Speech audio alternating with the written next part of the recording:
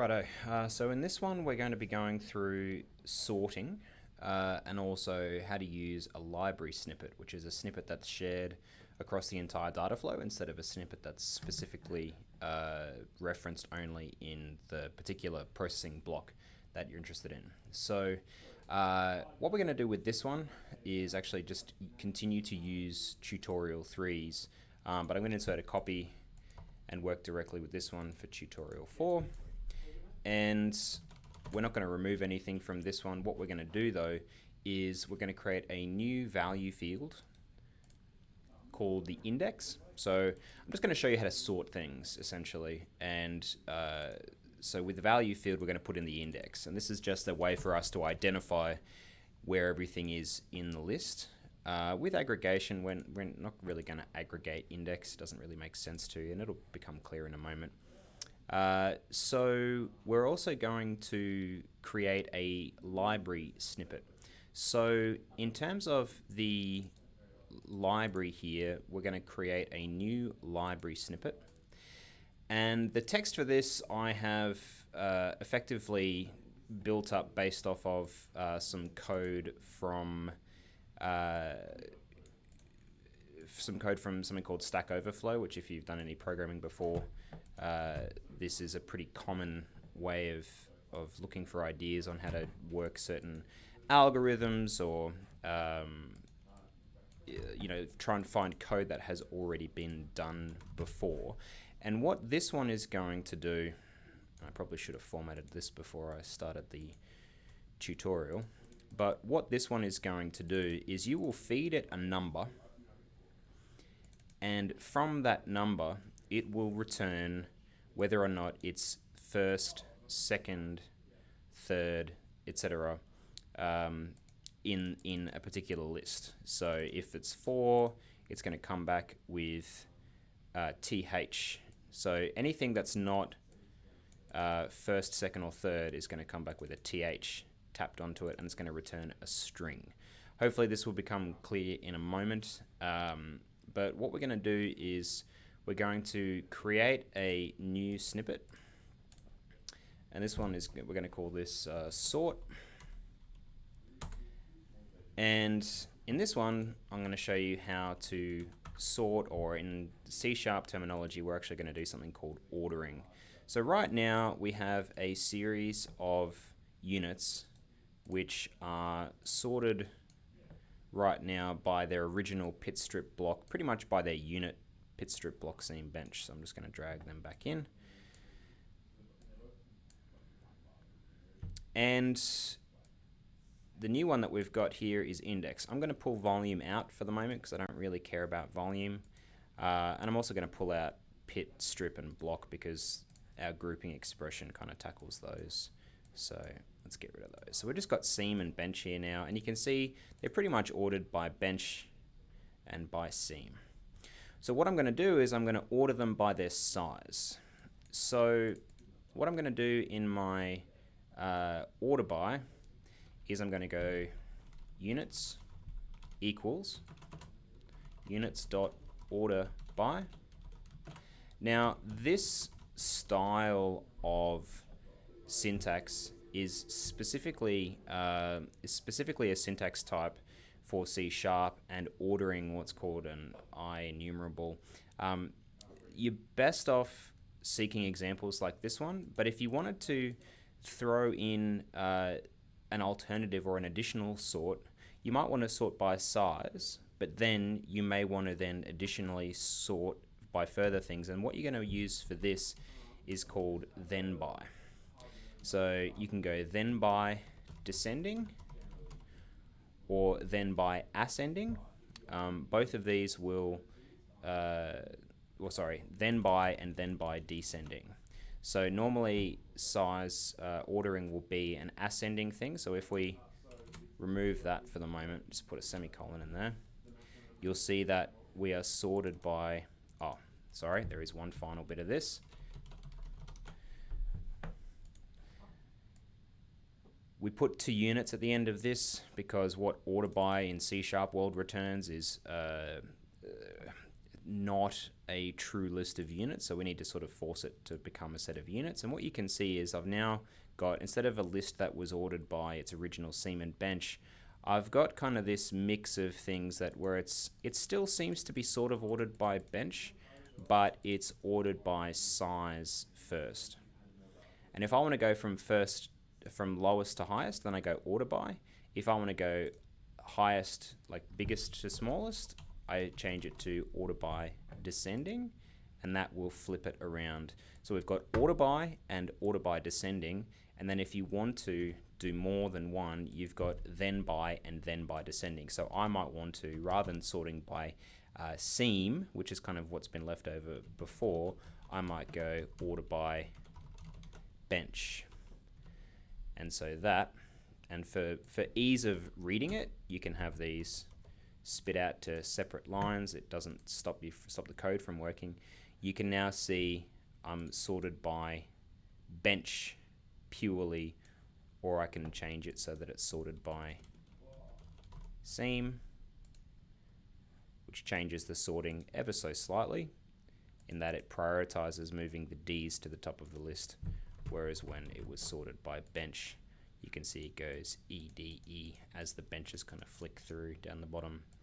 So that's the first part of sorting this out. And in terms of like what syntax you're supposed to use here, in terms of delegates, this is stuff that, once again, with a basic understanding of C#, and in this case something called link, LINQ, this becomes pretty natural after practicing it for a little bit.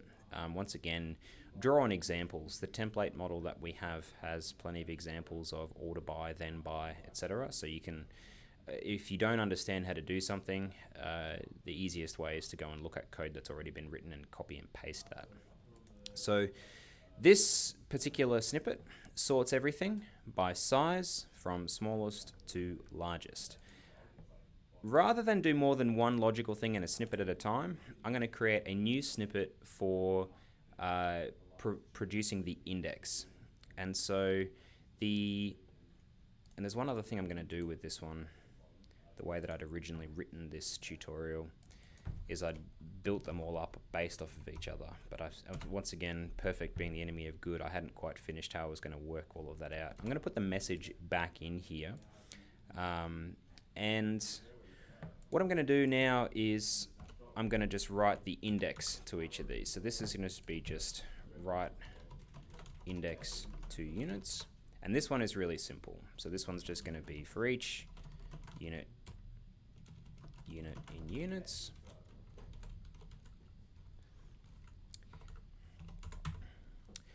Actually, what we're going to do is we're going to create an integer to count what unit we're at. So we're going to go with count equals 0. We're going to go unit.Index count. And what will happen at the tail end of all of that is if we grab our index, so we start with 0, and then every time we iterate, we add 1. And so now we've got the index starting from 1.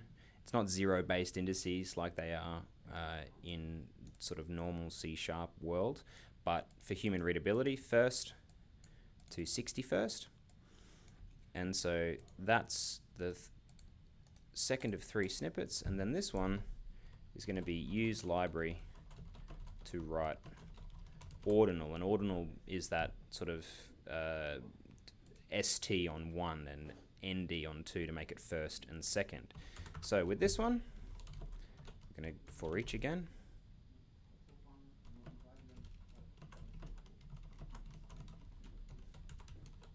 And with this one, the library snippet uses ToOrdinal. So if we type ToOrdinal, we're actually going to get the intelligent path completion or the code completion to tell us what we need to do with it and what it's going to return to us. So string message equals ToOrdinal unit.Index. Now, The index at the moment is a double. So what we might do is we can either convert it, and this is a way for us to convert a what's called a double, which is what the indices, the value fields all store. We can convert it to an integer, which is a number that doesn't have decimal places. We can use that. And what we'll get now from our message, write it back to the unit, so unit.MessageText.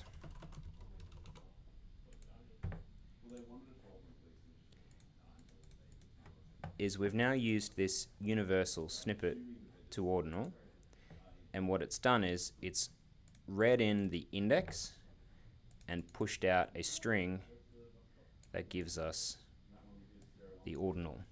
Now, in terms of examples of where these library snippets come in handy, common ones would be things like SafeDivides. So there's no such thing as SafeDivide in regular C#. It's not a built-in thing. So you might create one called SafeDivide, and this might take a double of a numerator and a double of a denominator. So with any, you might go result equals 0D, and that is the terminology to say that the default will be a double. So you can say if denominator equals 0, return result. So we're going to give you a 0 if we return something that is going to come out as infinite. That's one way of doing it. And then we can say otherwise return numerator divide by denominator.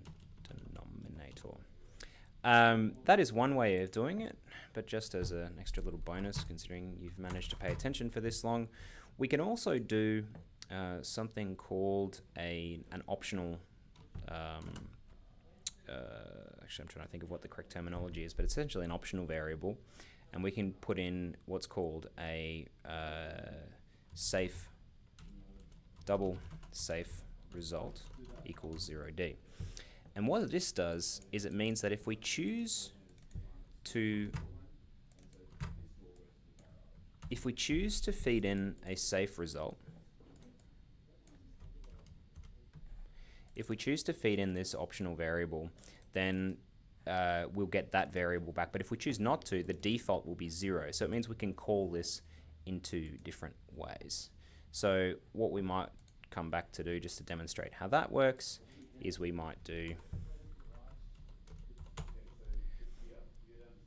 SafeDivide, and I can either go like this or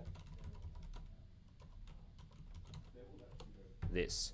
These are both acceptable options. They're not going to do anything because I'm not using the values anywhere, but effectively if I get 1 divided by, if I put a 0 in here, I'll return a 0, and in this example I'll return a 3. So library snippets are really useful for anything that you might be reusing over and over again.